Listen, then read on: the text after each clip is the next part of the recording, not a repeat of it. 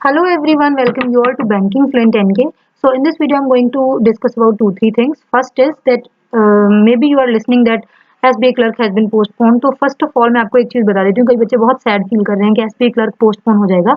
So देखो, पहली बात तो ये सब जो भी न्यूज़ चल रही है ना, ये तो एक एस्टिमेशन है ना.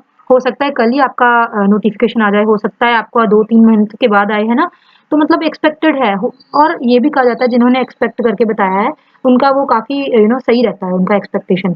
तो चलो जो भी है, आपका जो टारगेट है that is not SBI clerk only. आप टारगेट कर रहे हो बैंकिंग एग्जाम्स को, ठीक है.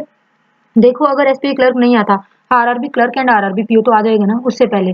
तो मतलब आपको क्या करना है, आपको तो वैसे भी सारे एग्जाम्स बैंकिंग के फिल करने होते हैं. सो ऐसा नहीं है कि मतलब ये देखो, अगर पोस्टपोन वाली न्यूज़ आई है ना, तो इट डजंट मीन कि आप अपनी प्रिपरेशन को बैक फेस पे ले जाओगे, ठीक है. आपको अपनी प्रिपरेशन को कंटिन्यू करना है. इसको आप एक अपनी पॉजिटिव अपॉर्चुनिटी मानो. देखो, आपको यही मान के चलना है कि जब भी नोटिफिकेशन आए, I should be ready to give that particular exam, ठीक है.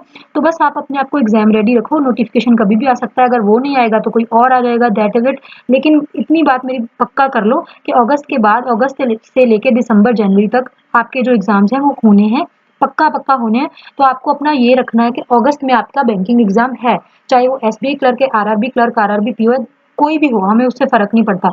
हमें अपनी प्रिपरेशन को कंटिन्यू रखना है. उसके बाद ये जो मेगा मॉक चैलेंज आप मतलब हम सब ने दिया था, तो उसका मैं आपके साथ स्कोर शेयर कर देती हूँ, ठीक है.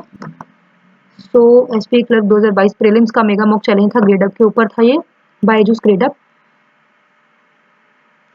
It is taking time, yeah. So this is my overall score 69.75. ये मेरी रैंक है. Percentile is 75.28 which is low. And यहाँ पे मेरे 9 क्वेश्चन गलत हो गए, 72 करेक्ट है. मैं आपको दिखा देती हूँ. इंग्लिश में I got 20.5, percentile 90. And numerical ability में सबसे कम स्कोर रहा 19.75. यहाँ पे मैं अटेम्प्ट ही बहुत कम कर पाई थी एक्चुअली. एंड यहाँ पे मेरा परसेंटाइल 52 ओनली. एंड रीजनिंग में आई गॉट 29.5, 2 क्वेश्चन गलत हो गए, percentile 63.86. So this is my overall performance. If you have given this same exam, then do share your score and percentile in the comment section, or do join my Telegram where I am daily providing to-do list for to crack banking exams. Okay. So this is all about this video, friends. Thank you so much.